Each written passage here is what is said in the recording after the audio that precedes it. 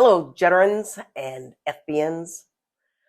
I used to be on a podcast called Get Darren Daily by Darren Hardy. Every morning, 5 times a week, every week of the year, Darren would send out a motivational message that I'd listen to when I got to the office. The good ones I would forward to everyone in the office to the point of being nicknamed Karen Daly. I even have a coffee cup stating Karen Daly, mentoring with Karen Nally. I got kicked off the podcast. One morning, a few months ago, I grabbed my coffee cup and I went to listen to Darren. I started looking in my junk folder, looking in Barracuda Network's program, nothing. I even called Hubwise and they assured me it was not them blocking the podcast. For 2 weeks, this was driving me crazy. Why wasn't I getting the podcast any longer?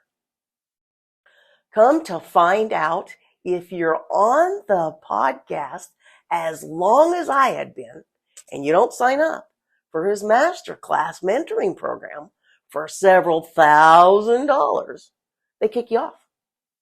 So you need to make up a fake name, a new email address, and trick the A team at Darren Hardy to let you back on the distribution list. That was too painful to manage, and I honestly believe that some of the office staff may have cheered when I got kicked off. Just saying. I tell you this because last night I felt like I needed a 3 to 5 minute dose of awesomeness. So I went to our library and grabbed this book called No Ego: How Leaders Can Cut the Cost of Workplace Drama, End Entitlement, and Drive Big Results by Cy Wakeman. Poof, just what I needed. The book explored the 6 core sources of drama in the workplace. We read it some time ago, and maybe we'll bring it back and do some more studying, but sorry, I digress. I opened the book and just started reading. It talked about what would great look like, and I started to self-reflect. What would great look like when I'm faced with making one more outbound call to our customer? What would great look like when maybe I should call our customer versus writing and sending another email? What would great look like when I receive an email that didn't have very nice things to say about my responsiveness to a quote, to a question, to a status, to a pre-screen, or to a commission issue?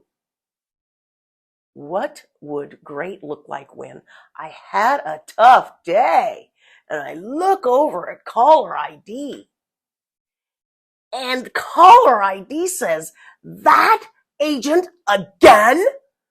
Maybe I'll just duck out 10 or 15 minutes early so I don't have to take that call. What would great look like when reality says we're short-staffed, we're overstaffed, not fully trained, or have limited resources?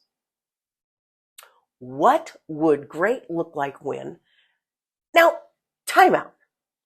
Since most of you know me, and many are getting to know me, let me assure you that I'm innovative, I'm collaborative, I'm a good team player, I'm engaged, and I'm accountable, and I work all the time.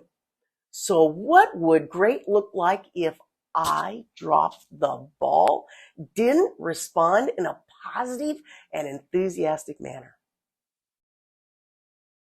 What would great look like when I can't get our customer, my teammate, or my family what they need by a requested drop dead date and time they're demanding?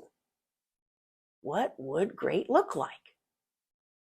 So over the next 2 weeks, I would like each of you to self-reflect on what would great look like when you're challenged with a serious issue, challenged by a teammate, challenged by a customer, or you're challenged by anything. And how did you handle that situation? Because in my opinion, you are all great. Only if you want to share. I'd love to hear your personal story in our staff meeting on Wednesday, May 29th, when I return from South Africa. What would great look like, or what did great look like when? Write a few notes, bring your notes to the staff meeting, and share if you'd like. Have an awesome 2 weeks and a wonderful Memorial Day holiday break. And I'll see you in the office on Tuesday, May 28th. Now, go out there and be great.